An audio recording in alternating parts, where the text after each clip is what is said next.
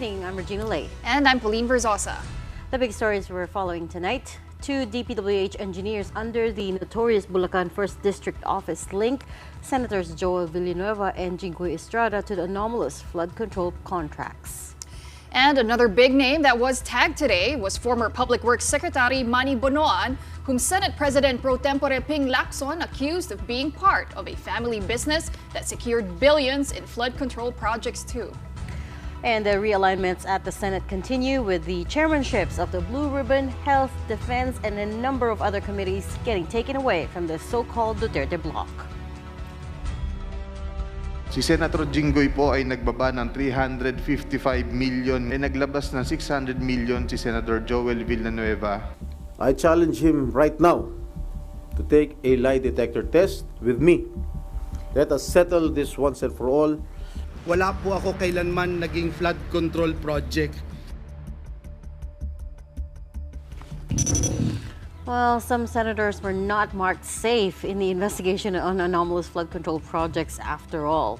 On today's House hearing, two engineers from DPWH Bulacan named Senators Jinggoy Estrada and Joel Villanueva as among those taking kickbacks from these projects. As proof, the engineers showed photos of wads of cash and text screenshots. The two lawmakers vehemently deny the allegations, with Estrada insisting on a lie detector test. Mobile journalist Arles de los Santos with tonight's big story. Your Honor, wala po. Sigurado ka. Safe ka na. Sigurado po. I resent that statement, Mr. Chair. I resent that statement. Safe ka na. This moment from yesterday's Senate Blue Ribbon Committee hearing has since gone viral. It was after Contractor Pacifico Curly Discaya was asked whether any senators were involved in any anomalous flood control projects. But at today's House Infrastructure Committee hearing, DPWH Bulacan's former Assistant District Engineer implicated not just one, but two senators, plus a couple more DPWH officials into the mess. Si Senator Jinggoy Estrada, Senator Joel Villanueva, Yusek Robert Bernardo, at D. Alcantara. Si Senator Jinggoy po ay nagbaba ng 355 million ngayong 2025 sa mga ilang projects sa Bulacan. Noong 2023 naman, ay naglabas ng 600 million si Senator Joel Villanueva. According to Hernandez, his boss, disgraced DPWH District Engineer Henry Alcantara told him their commitment was 30% of the contract prices to the aforementioned senators. To prove this, Hernandez showed photos of wads of cash they allegedly prepared for the lawmakers. Sa tambayan po namin yan eh. So yan po dyan po pine-prepare yung mga pera for delivery with regard sa mga proponent na kausap ni Boss Henry Alcantara. He even showed selfies of Estrada with Alcantara, allegedly taken during a senator's birthday at the hotel. Engineer Henry Alcantara and Senator Jinggoy Estrada have met a couple of times. Yan po, sabi po nila hindi po sila magkakilala. Baka naman po fan lang siya. And they appear super close, Your Honor. All right, thank you. Please proceed. Next picture, please. As for Villanueva, fellow DPWH Bulacan engineer JP Mendoza showed screenshots of Viber exchanges, allegedly with Villanueva. He said these messages were set to disappear after being read. In this, Villanueva allegedly asked for additional multi-purpose buildings. Mendoza claimed he had been told by Alcantara to take a photo of the conversation. May atraso DPWH sa akin, so if he treats me na isa lang issue, he's not respecting me. Sa summary po na yan, na sinasabi ni Senator Joel na mababa lang yung kanyang pondo, subalit siya ang majority floor, isa siyang majority floor leader siya noong that time and member siya ng Commission on Appointment. But Alcantara denied all the accusations, saying he had no personal connections to either of the two senators. As for the photos of the money, Alcantara insisted they weren't bribes or kickbacks. Your Honor, yung pera po na yun, nasa bahay na po yun, I think po, yan po ay pera ng contractor po na nakolekta, nagamit ang ibang lisensya, doon lang po dinala, at nagkatuwaan po na picturean po yan. Asked for his side, Estrada sent a message to reporters categorically denying all these allegations. Later on, he held a press conference at the Senate angrily lashing out at Hernandez. Galit talaga ako. Talaga napamura ako. Napakasinungaling nitong taon to. Because first of all, hindi ko siya kilala. May picture kayo ni DPWH engineer Alcantara, sir. Do you remember that, sir, when it was taken? I do not know. I cannot recall that event. Pero sa dami naman nagpapapicture sa akin, hindi ko naman pwede tanggihan. Eh kung drug lord yan, gambling lord, malay ko naman kung drug lord yan o gambling lord, hindi ko naman matatanggihan kung sino nagpapapicture sa akin. Remember, we are all public figures here. Estrada also insisted he never endorsed the funding of 355 million pesos to fund projects in Bulacan.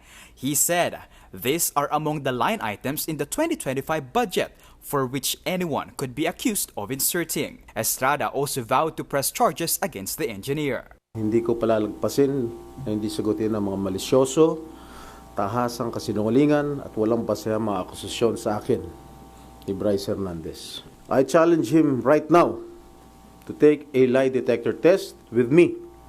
Let us settle this once and for all and show the public who is telling the truth. I will ensure that Mr. Hernandez is held accountable for perjury. Villanueva, for his part, thinks he is being implicated because he has with him affidavits of some DPWH engineers that are supposed to be brought to the committee hearing. He believes a certain Dracula is behind the anomaly. Pero klarong-klaro po sinong mastermind, Mr. President. Klarong-klaro po kung nasaan na si Dracula, kung bakit bumaba ang kanyang dugo kasi hindi na ho malaman kung saan tatago yung bilyon-bilyon o trilyon-trilyon sa lapi. Hindi na alam kung saan, kaya bumaba po yung dugo. At mismo si Dracula sinasabi, hindi naman niya gagawin ito kung walang basbas ng amo niya. Sino ba ang amo niya, Mr. President? Sino ba ang naglagay sa kanya bilang tagapagbantay ng national budget? Villanueva insisted he is not hiding anything and said he's ready to face any investigation. Wala po ako kailanman naging flood control project. Hindi ko po sasabihin na I categorically deny this accusation. Dahil po may resibo po tayo. Meron po pwedeng i-verifika kung bakit ito nangyayari. The engineers, Hernandez and Mendoza, have both appealed to the House of Representatives to grant them protection. However, Hernandez is currently held in contempt by the Senate after he repeatedly denied owning a fake driver's license that he allegedly used to enter casinos. In response, Senate President Tito Soto agreed to transfer Hernandez to the PNP Custodial Center in Camp Crame, but with the Senate Sergeant-at-Arms as security. Mobile Journal Arles de los Santos, we are One News. Now over at the Senate, Senate President Pro Tempore Panfilo Lacson dropped some bombshells of his own. In a privileged speech this afternoon, he exposed former DPWH Secretary Manuel Bonoan's alleged business ties with Candaba, Pampanga Mayor Rene Maglanque. Maglanque was the former president of construction company Global Crete Builders. The company allegedly secured 2.195 billion pesos worth of flood control projects from 2018 to 2024 in Bulacan alone. Maglanque is also the owner of MBB Global Properties Corporation. In Lacson's presentation, he showed that among the listed officers of MBB are none other than the children of the DPWH officials. Macy Monique Maglanque, the daughter of Mayor Maglanque, served as president. Retired DPWH Undersecretary Roberto Bernardo's daughter, Sunshine Bernardo, served as corporate secretary, while former Secretary Manny Bonoan's daughter, Fatima Gay Bonoan de la Cruz, served as treasurer. Lacson called it a growing family business. Bernardo has been tagged by the Discaya couple as among those allegedly involved in the flood control mess. He is also known as a protege of former President Joseph Estrada. Lacson added that MBB stands for Maglanque, Bernardo, and Bonoan. All three have yet to respond to Lacson's expose.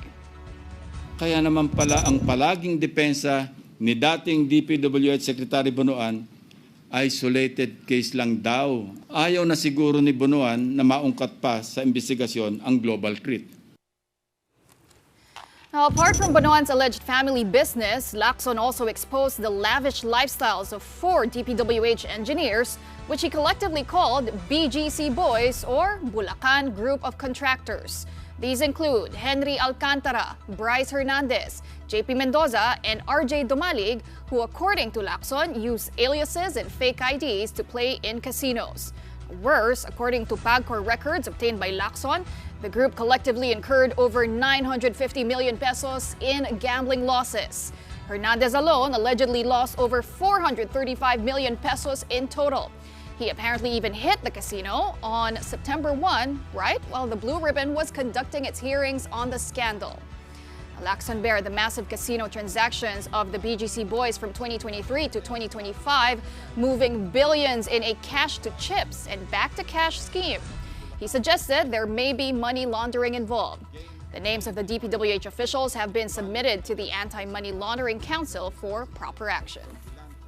Habang lubog pa rin sa tubig baha ang mga taga Bulacan dahil sa mga pangungurakot na mga ito, at kahit booking na mismo ng Pangulo ang kalokohan, sige pa rin ang pagpapasasa ng BGC Boys sa pagwawaldas ng pera ng taong bayan. Walang kahiya-hiya sa katawan. Wala pong konsyensya ang mga ito, Mr. President. President Bongbong Marcos said he will name within 48 hours the people who will make up his independent commission. He said this earlier today while on a state visit to Cambodia, and this is the body that he's forming to conduct an independent third-party investigation of the flood control project anomalies. Marcos says there will be no politicians in the commission to ensure its independence, and he also wants it to have subpoena powers. The president is still contemplating if the commission should also be given contempt power, but at the very least, it can give recommendations to the DOJ and the ombudsman on who should be charged over the budget and flood control mess. All right, let's talk a little bit more about this. Tonight, we're speaking with DPWH Secretary Vince Dizon. Good evening, Secretary. Welcome back to the big story. I know it's been very, very busy for you lately. Good evening, Regina. Good evening, Pauline. Sec, I understand you came from Oriental Mindoro today. You did an inspection. I also know at this point that you discovered that there were ghost projects there. Talk us through that. Yes. Yes, I visited Governor Bons Dolor in Oriental Mindoro today. Because he obviously has been very vocal about these projects over the couple of weeks, including his appearance at the Senate Blue Ribbon hearing yesterday. So what I saw was really shocking. I cannot even begin to describe the gravity of what went on there over the last several years. And what I saw was a very, very substandard project that was not coordinated and planned with the local government unit or the province. What I also did not see, were three supposed projects in 2024, totaling roughly about 750 million pesos that we could not find. They were supposed to be part of the flood control program for a river in the municipality of Nauhan, Oriental Mindoro, but we could not find them. And the governor and the barangay captain were there, and I asked them, and they said they couldn't find them as well. So clearly,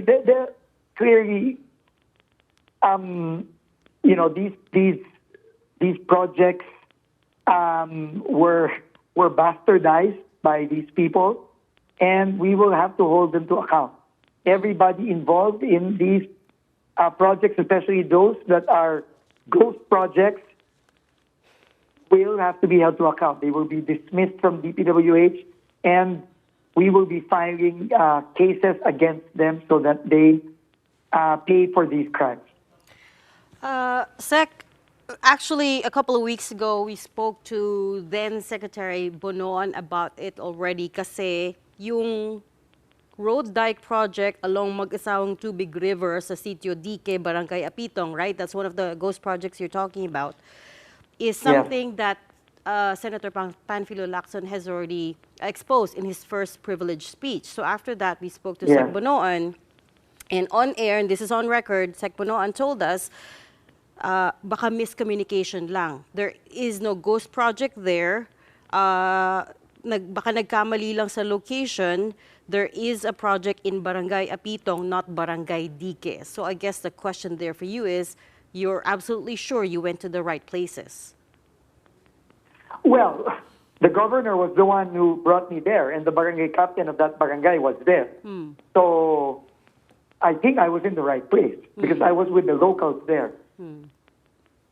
So I did not see a project there. Okay. So again, in that area, in that barangay, in that sitio. So, but we will investigate this. Imbestigahan natin to. Hanapin ko mga records. Hanapin ko kung totoo ba talagang merong na bid na project, kung meron bang na-award na project, kung meron bang nabayaran na project. At kung meron, hanapin ko yung project na yan. Pero kanina, wala akong nakitang project doon. Oh. So that's the same as what Senator Lacson already said, that he sent his staff pero wala din nakita. So, and I was there. And I was there on the ground with the governor, with the barangay captain, with the people of that barangay and that sitio. And pare-pareho kami. Siguro siguro mga 20 people kami doon. Lahat kami. Walang nakitang proyekto. Tinanong ko sila lahat. Baka naman ako lang yung walang nakikita doon. Pero lahat kami, walang nakitang proyekto doon. Secretary, you did say that these projects were bastardized by these people. I wanted to ask, are these people also operating like a syndicate, just like the BGC boys that Senator Lacson exposed today? Ganun din ba yung sistema nila dyan sa Region 4B, Oriental Mindoro? Well, clearly ganun din. Clearly ganun din. Yun din ang sistema. Pare-pareho eh. Dinescribe nga ni Governor Dulor, ganun din eh. Pare-pareho yung sistema dito. So we have to get to the bottom of this, and like what the President said, kung sino ang kailangang managot, dapat managot dito. And we're very happy that the President already announced that in 48 hours, the Independent Commission will be formed. And we are looking forward to working with the Independent Commission to really hold these people to account. Because this is the people's money, and they all need to be punished for whatever they did here. Would you go so far as to say that the district engineering office there is also problematic? What's your sense? It's not just the district engineer, it's the region. It's the region that implemented this. It's the regional office that implemented this. So everybody, top to bottom, they need to be accountable for this. Have you spoken to them already, Secretary? Who is the regional director for Oriental Mindoro? Yeah, yung regional director ngayon doon, bago lang. I think a few weeks pa lang siya. Kasi yung regional director na nag-implement nito ay tinanggal. No? Pero naka-floating siya somewhere in DPWH. So pinapahanap ko na siya. Bakit siya tinanggal, Secretary? Pinapahanap ko na siya ngayon. Pinapahanap ko na rin yung mga project engineer nito. Kasi lahat ng nakausap ko kanina doon, mga bago lang. They've just been there. They were just assigned there a few weeks ago. So they know nothing about this. Secretary, I also wanted to get your reaction. Today, Senator Ping Lacson exposed that insertions happen as early as when the NEP is crafted. He did show a text message of former Undersecretary Cabral. Parang naglalako ng mga projects sa mga lawmakers. She offers this menu of projects. What's your reaction to that, and what reforms are you already thinking of now that we are in the budget season? Well, first of all, I'll just go back to what the President instructed me on day one. Clean up DPWH from top to bottom. That's what we're going to do. No, I mean, it doesn't matter if you're an undersecretary, assistant secretary, director, regional director, district engineer. If we see that you have done something wrong, sorry, you're going to be dismissed, and eventually cases are going to be filed against you. It's that simple. The thing with Yusek Cabral, though, is I understand you've spoken to her as well about this, right? Yes. Tapos you said that she said to your face, yes, she denied it to your face that she had any involvement in these, except today nga, as Pauline was saying, in Senator Lacson's privileged speech, the first thing he said was Yusek Cabral was lying through her teeth. So Well, yeah, well, I saw the hearings today, so I will have to talk to Undersecretary Cabral about this. I was talking to her on the phone earlier, but I was still in Mindoro, so I will have to have a serious conversation with her. And like I said, no, I mean there will be no sacred cows here. In the next few days, we're going to file cases again against other DPWH employees, officials, and other contractors.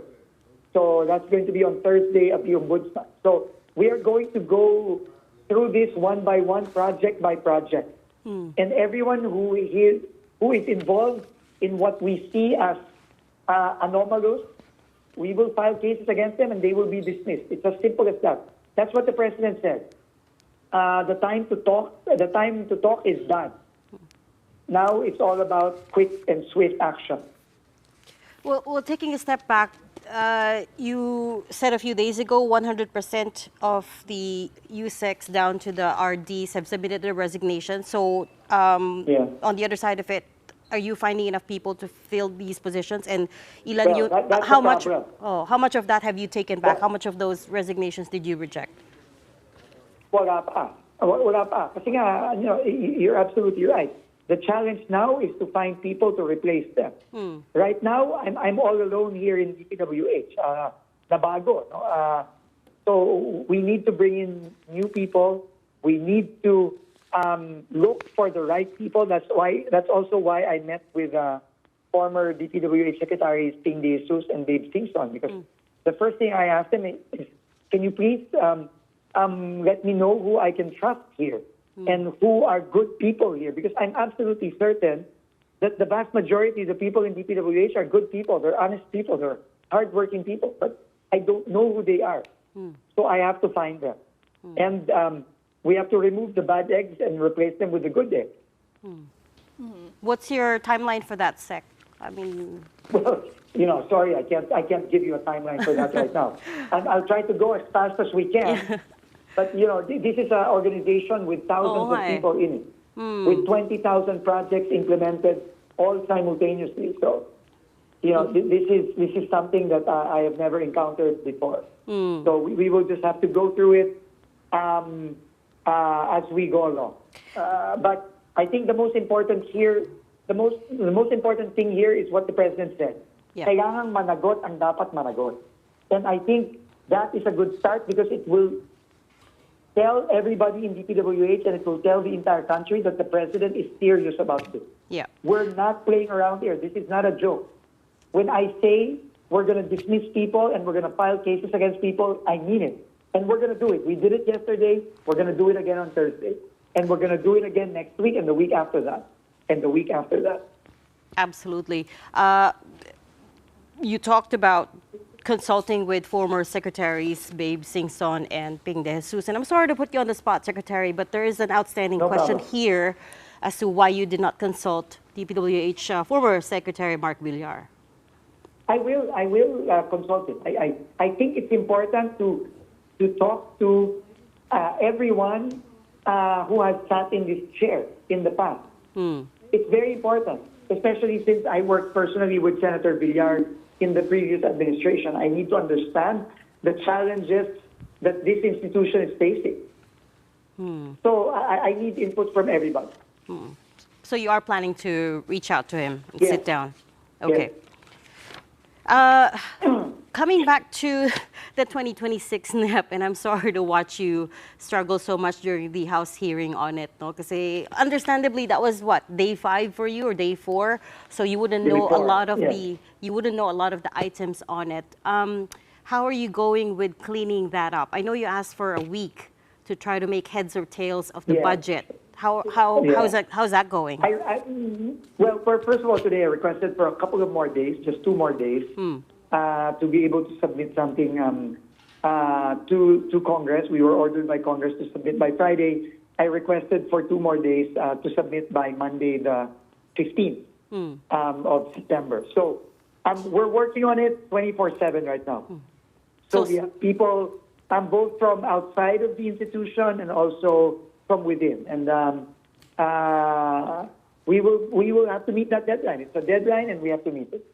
So the deadline as it stands is September 15, which is... Yes, I requested for that. It was originally on Friday the 12th, but correct. I requested for a few days, at least just the weekend, this coming weekend, to submit on the 15th. Okay.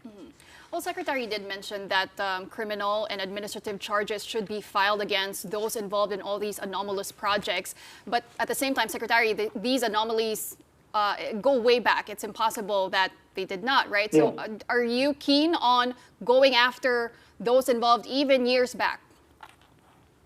I think this is where the wisdom of our president is seen by our people when he said that the only way to really address this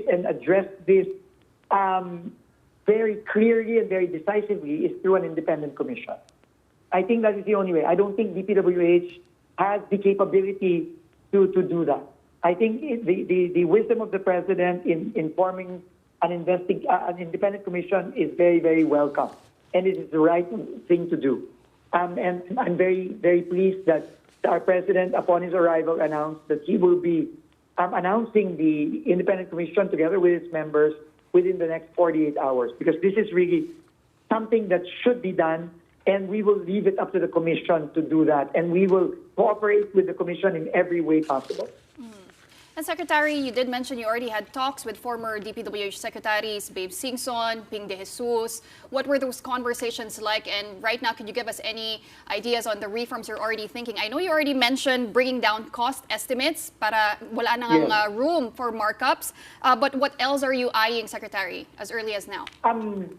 Yes, so we're going to be looking at a lot of aspects of the system and the processes and structure of DPWH. Bringing down the cost estimates, that's a huge issue. Now, because we want to make sure that the projects are not overpriced. And second, we have to look at the bidding process. So I got some ideas from our former DPWH secretaries. I've consulted with people that they recommended to me to talk to who are right now in international agencies like the ADB and the World Bank. So I can't give you details right now, but we will be coming up with these structural changes in the next few weeks. I think slowly but surely we can try to fix this clearly very, very broken system that is present right now in DPWH. Yeah. Again, like today in the Senator Lacson privileged speech, he talked about how there was a contractor, I believe it was Sims Construction, who within 2 days of getting a notice to proceed, filed a report saying they're about 46% completed. I mean, the project was 46% completed, so which means they were able to start billing the government. Now, that was billing cycle number 1. And then within under 3 months or 2 months, 86% completed na daw yung project. So again, they were able to bill the government, right? So there seems to be a loophole there.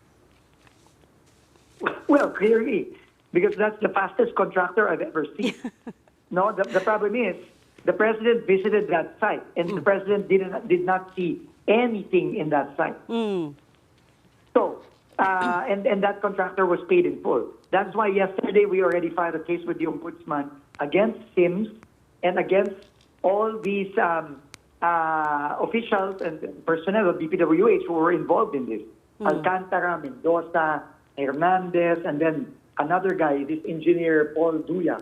So we filed the case yesterday, and we will be filing more of these cases as we find more of these projects like the ones that Senator Lacson has exposed in his 2 privilege speeches. What charge did you file, Secretary? Marami, no? Okay. So Anti-graft, malversation, falsification, NATO, no? And then we will be filing more on Thursday. Okay. Gross neglect of duty, I suppose, as well. Any reforms that you can think of in terms of limiting the power of district engineers? That's one of the other things. Yes, we're also considering that. I can't go into details right now, but we will be looking at the powers and authorities of the districts, of the regions, as we really do a sweeping cleansing of this institution.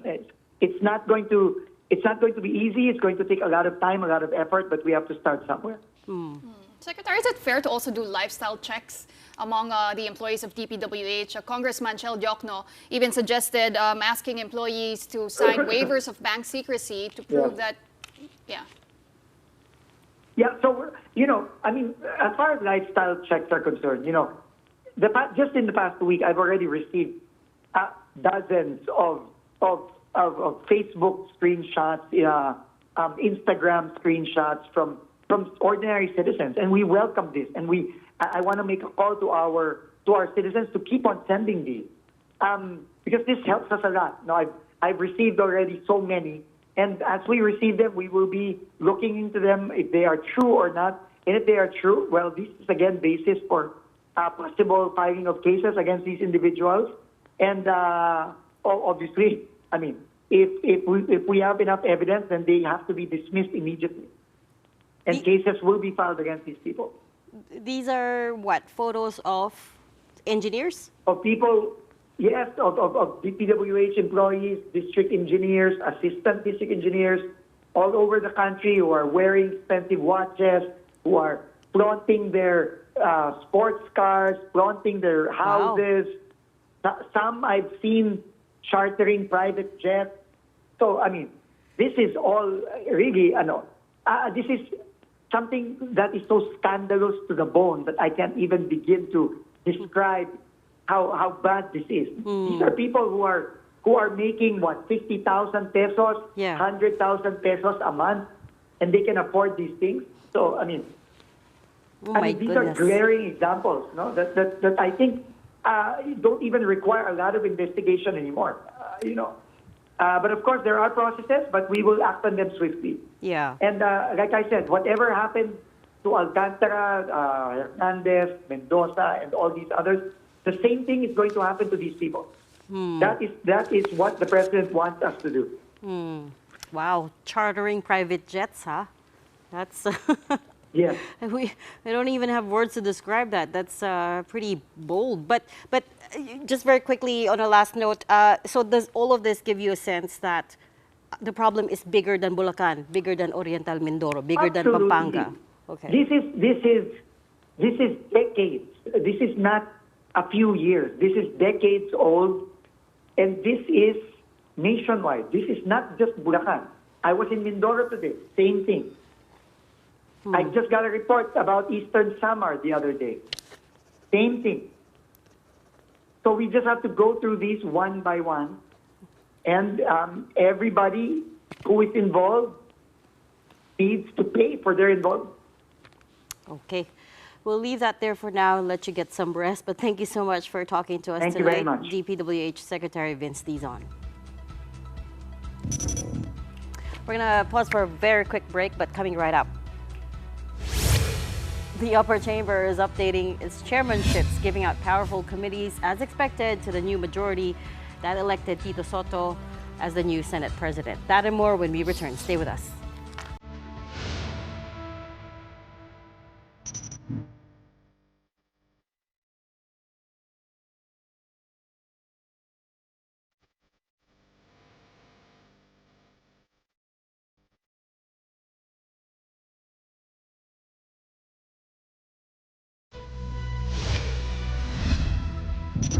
Welcome back. You're still watching The Big Story here on One News. The new Senate composition under Senate President Tito Sotto has elected new leaders for the various committees. First up, Senate President pro tempore Ping Lacson will also take the helm of the powerful Blue Ribbon Committee. Risa Ontiveros will take over Health and Demography from Bongo. She will also keep her original committee, which is Women, Children, and Family Relations. Meanwhile, Loren Legarda will have three committees: Higher Education, National Defense and Security, as well as Accounts. The defense portfolio used to be with Jinggoy Estrada, while Alan Peter Cayetano used to head up Accounts. Rafi Tulfo will chair Labor, Employment, and Human Resources. JV Ejercito will take over Public Order and Dangerous Drugs from Bato de la Rosa. And as mentioned, Ping Lacson is Senate President pro tempore. This afternoon, the chamber also elected JV Ejercito and Risa Ontiveros as Deputy Majority Leaders. The minority bloc, to which former SP Cheese Escudero now belongs to, elected Alan Peter Cayetano as Minority Leader. Deputy Minority Leaders are Joel Villanueva and Rodante Marcoleta. In an interview in our sister program with Ted Filon and DJ Chacha, Soto said there were senators who were dissatisfied with how the Blue Ribbon Committee hearings were going, so that was the first committee they discussed replacing. Merong mga dissatisfied sa aming mga kasama, narinig ko, doon sa pamamaraan o sa nangyayari sa Blue Ribbon. Kaya yun ang una sa mga napag-usapan na pinakamaganda, maglagay tayo talaga ng investigador na neutral. Yun ang usual, karaniwan na nababanggit.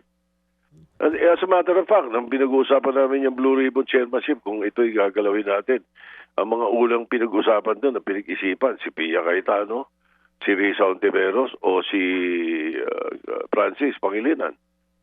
Pero karamihan sa kanila, as a matter of fact, si Risa mismo, ang gusto niya si Senator Lacson Gusto nila neutral. Siguro may feeling sila na hindi neutral. Kasi nga, tama yung sinasabi ng mga tao Bakit kayo nag-iimbestiga sa sarili nyo? Mali kasi mali ang direksyon ng committee. At dapat kasi in aid of legislation. Soto was also asked how he will handle the impeachment complaint against Vice President Sara Duterte, which is pending with the Supreme Court at the moment.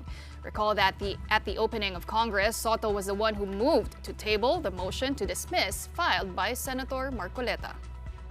Ang mangyayari dyan, hintayin namin yung MR, yung motion for reconsideration, kung anong gagawin ng Supreme Court. Pag sinabi ng Supreme Court na magre-reverse sila, i-reverse, edi bubuhayin namin yung sa archive. Pag sinabi naman na hindi, I will just keep my fingers crossed na sana baguhin nila yung ilan sa mga provision na nilagay nila doon.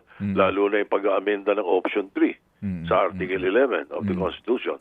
Huwag naman sanang i-retain na gano'n sapagkat wala na tayo ma-impeach. That's how I look at it as the new leader of the Senate. Back at the House inquiry into anomalous flood control projects, Pacifico Curly Discaya was questioned about why his list of officials allegedly receiving kickbacks only covered 2022 onwards. This even though they claim to have been in business for 23 years and engaged with DPWH since 2016. House Infrastructure Committee Co-Chair Congressman Terry Ridon pointed out that the Discaya companies had won contracts under multiple administrations, including that of former President Rodrigo Duterte.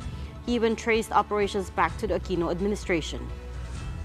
Sabi po ninyo kahapon, walang ledger kayong hawak sa listahan bago 2022. Wala hong naniniwala siya kasi ang yabang nyo nga ho, as far back as the Aquino administration, andun kayo sa top contractors po. Ibig sabihin, hindi ho maniniwala yung tao na the same modus operandi is not being implemented. Mamamayang Liberal Party list representative Laila de Lima further grilled Discaya on his reluctance to name other officials involved, and she even dismissed the embattled contractors' request for an executive session. Here's an excerpt of that exchange. Kung tanungin sa inyo, pwede ho bang bigyan niyo na po kami ng kumpleto na listahan? Kasi sa pagkakasabi niyo ilan sa kanila ay sina, alam niyo exactly kung ano pa o sino pa yung mga ibang sangkot na members of the House of Representatives. And nagtataka rin po ako at gusto ko rin pong itanong sa inyo, yun po bang mga hindi nyo pa mga pinangalanan dito, mga miyembro pa rin ng House of Representatives o miyembro na ng Senado? Your Honor, I invoke po muna my rights po. Ano po sabi nyo? I invoke po muna my rights po. Rights? Exactly what right? Yung hindi pa po ako sigurado po sa mga dokumento po ng iba pong pwedeng mabanggit. Hindi ko po maintindihan kung anong klaseng right sa batas ang ini-invoke ninyo. Yes? Your Honor, kung okay lang po ba, nasa executive session ko na lang po sasabihin para sa kaligtasan din po ng pamilya ko at ako. Hindi po ako papayag nun. Of course, that should be the Meantime, Pasig City Mayor Vico Soto, who is a former rival of Sara Diskaya, disclosed tax deficiencies in at least 9 Diskaya-owned companies and local violations. Recently, they have been, Mr. Diskaya has been recently convicted of 2 counts of building code violations. So medyo notorious po ito. Nagsimula sila sa LGU. Katunayan, flood control projects pa lang po ito. Hindi bababa sa 100 billion pesos ang total contracts po nila sa ating pamahalaan. At the same hearing, DPWH Undersecretary Maria Cathy Cabral confirmed 51 billion pesos in infrastructure projects for Davao City's first district from 2020 to 2022. Ridon noted that this matched official records. Davao City First District Congressman Pulong Duterte welcomed the scrutiny but said questions about the budget were a diversion from flood control anomalies. He said Davao has nothing to hide. Investigate ghost projects if you want. Nandun ang katotohanan, mga proyektong nakikita na itayo at nagagamit ng mga tao sa Davao. The Diskaya couple has of course been dropping names in a bid to turn witness and pleaded with the Senate for protection, saying they fear for their lives. The DOJ has said they need to return the money to the state first if they want immunity. Asked about it in Cambodia, President Marcos said he's open to it if they do qualify as witnesses. Well, there is a system of the witness protection, and if they qualify as witnesses who will testify, then the state is of course willing to provide them with protection. Not because they are making allegations, not because they are part of the investigation, but because they're Filipinos. They need to be protected against any kind of threat that they are facing. All right, at this point, let's bring in our second guest. We're talking to Akbayan Party List Congressman and Deputy Minority Leader, Congressman Shell Diokno. Good evening, Congressman Diokno. Can you hear me okay? Good evening, everyone that's listening and watching. Thank you for having me. Medyo choppy po. Can we try that again? Can you hear me okay? Yes, magandang gabi po sa lahat. Perfect. Congressman, first off, your assessment of how today's hearing went. In particular, what did you think of the answers and the testimony of Pacifico Diskaya? You know, we have to be, I think, whenever we speak of witnesses, I don't think we can immediately be accepting of everything they say. Some witnesses could be telling the truth. Some witnesses could be selective in revealing what they know. And from what I've gathered, listening to Mr. Diskaya speak in Senate and in the House, I'm hearing very selective answers from them. In short, you're thinking there are a lot of inconsistencies? I don't think it's only inconsistencies. I think that we have to dig much deeper into what they're saying. You know, it's very. I've been a lawyer for so long. In my experience, it's very hard to judge the credibility of a witness only by what they say, because witnesses, especially those who are implicated in criminal activity, they tend to be very selective in what they will reveal. And they also tend to have their own personal agenda. Now, for us to be able to judge how much of what they're saying is the truth, we have to look at corroboration. We have to see what can support what they're saying or what can contradict what they're saying. He kept asking for an executive session, an idea to which si Congressman Laila de Lima was not amenable to. What's the sense over there in Congress why you don't want to go into executive session with Diskaya? In the first place, I think we are not convinced that he will be totally forthright. Of course, I cannot speak for the committee, and that matter has not yet been decided by the committee, but my own personal impression is that there's a lot, if they're really willing to tell the truth, then they should be willing to say it in front of everybody, in front of the public. After all, they have already named names in the Senate. So why not continue to name names if they're really out to reveal everything they know? Well, Congressman, apart from Mr. Diskaya, another point that struck me earlier in the hearing was when itong si District Engineer Henry Alcantara refused to sign that waiver of his bank secrecy as well as his cell phone records. How unusual is that, Congressman, and how should we read into that when a resource person refuses to sign documents like those? If you put it in the context of where Mr. Alcantara is legally and what he's claiming, sabi niya malinis naman daw siya. Sabi niya ang may kasalanan daw yung mga nasa team niya. He said he merely relied on them, and he claimed also that he's never stolen any of the people's money. Then if he really is that clean, I really can only have to wonder why he doesn't want to sign a waiver of bank secrecy and also disclose the communications that he's made on his phone. Eh kung wala naman siya tinatago, bakit ayaw niyang i-disclose sa committee yan?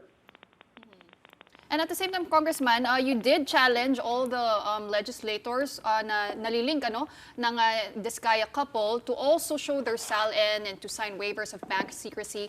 What can this uncover, Congressman? It's always been my position, in consonance with the law, that all SALNs of high-ranking officials, that includes members of the Congress and the Senate, should make their SALNs available to the public. And especially when you have allegations of alleged involvement in corruption, all the more if these people want to clear their names. It's very simple. Waive your bank secrecy and show your SALN to the public. That will also restore confidence in the institutions of the House of Representatives and the Senate that, with all of these things that are happening, are being damaged in the eyes of the people. The motion that you filed, Congressman, for the Infracom members to disclose their conflicts of interest, how's that going? According to our chair of the Infracom, Kong Terry Ridon, the members of the committee submitted their disclosures, and of all of those who submitted disclosures denied having any financial pecuniary or business interest in what we're investigating. Yes. Did you manage to get a hold of one of these disclosures yourself? I mean, were you asked to sign a disclosure? Yes, I submitted a disclosure as well. What I am awaiting for, however, is the complete list of everyone who submitted, as well as the complete list of all the members of the three committees, so that we can find out who did not submit. The bigger question there is what constitutes a conflict of interest, right? That's why I was asking, I'm wondering what the details of that disclosure are. Does it, for instance, restrict, up to the third or fourth degree of consanguinity or affinity in terms of disclosing your ties to potential, for instance, contractors, right? So it's, I think it's, do you have any details on that? Yes, I think it's important that all members of the Congress and the Senate disclose whatever relationships they have with what we call the government contractors. So kung may kapatid sila, kung kapamilya nila yung may-ari ng government contracting company, kung sila mismo ay members of the board or dating members of the board, dapat alam ng publiko yan. And the reason why I say that is because the rules of the House itself prohibit members of any committees from participating in any deliberations where they have those kinds of relationships. And the principle behind it is very obvious.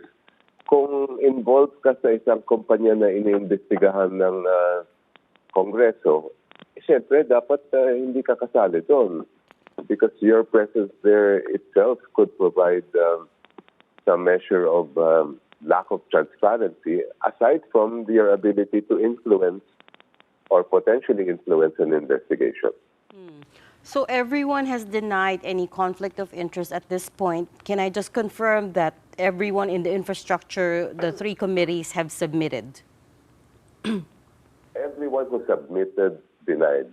Okay. What I'm waiting for is information if every single member of the committee did submit that disclosure. I'm still waiting for that information. Okay. Well, Congressman, following today's hearing, what are still some of the questions that you want answered? Who should be invited in the next committee hearing? And where do you see this investigation going? First of all, I think that the members of the team that Mr. Alcantara was blaming, the people who said that he relied upon, should all be called to the next hearing. And I would want to know from them how they want to respond to the allegations that they were the one who mailed the false certification, they were the ones responsible for the Ghost Project and the other anomalous projects. That's one. But how the hearing is, how it's going, that's one of the problems when you have a body that is investigating itself, where there are members who are somehow or other named or mentioned in connection with the anomalies being investigated. In fact, just earlier this afternoon, I was one of those who filed a bill calling for an independent commission and giving it sufficient power to conduct a thorough investigation, including the power to see to it that the people are held accountable. The current investigations in the Senate and in the House are all only in aid of legislation. So they are not there for the purpose of holding people accountable. What we need is a commission that has the ability to get at the truth, and not just get at the truth, but put people behind bars. Because this is billions upon billions of people's money that's going into rich, cars, watches, casinos, and not to the places where it should be going, and not for the welfare of the people who deserve streets that are not flooded and who deserve to be able to go to work and go home without having to wade through feet of water. It's actually President Marcos today announced that he's going to announce the members of the independent commission that he's creating within the next 48 hours. Already he's talked about giving it at least subpoena powers, potentially contempt powers as well. But what would you like to see, Congressman? I think that commission should also have the ability or the power to provide what we call use immunity. Immunity for some witnesses who are willing to divulge their participation in exchange for telling the world who else are involved, especially the masterminds behind these kinds of nefarious activities.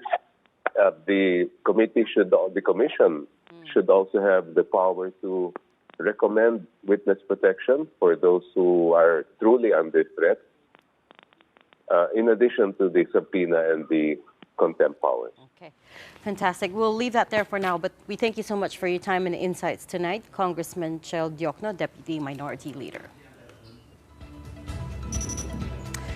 In other news, the MVP Sports Foundation and Ayala Foundation have come together to support Philippine sports and nurture the next generation of athletes.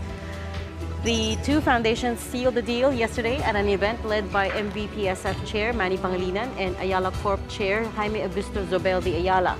Under the MOU, the two committed to strengthening grassroots training and collaborating on advocacy programs with government partners.